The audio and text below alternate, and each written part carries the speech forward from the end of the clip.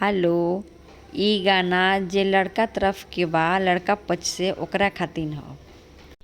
अरे बेटा के पापा यारे बेटा के पापा गरीब हवन रे माई।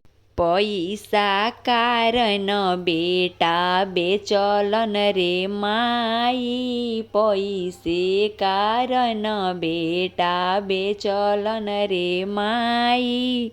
बेटा के पापा यारे बेटा के पापा बेटा बेचन हवन रे माई। पैसे कारण बेटा बेचलन रे माई। पैसे लोभिय बेटा बेचलन रे माई। बेटी के पापा यारे बेटी के पापा अमीर हवन रे माई। तौली बिछाई रुपया गिनेलन रे माई। दुल्हा के चाचा यारे दुल्हा के चाचा धन लोभी हवन रे माई। धनवे कारण बेटा बेचलन रे माई। धनवे कारण बेटा बेचलन रे माई।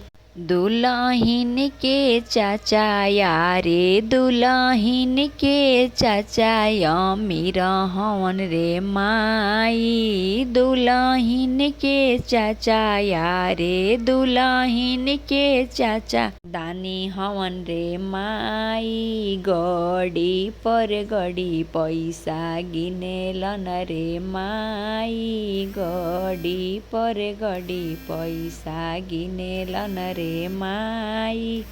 रोवेलन कौन दुल्हा रोवेलन कौन दुल्हा याजू पापा नौकर बनवलन रे माई।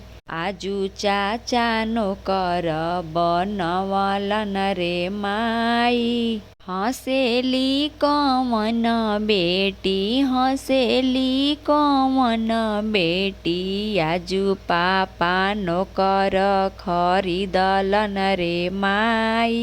आजू चाचा नौकर खरीदलन रे माई।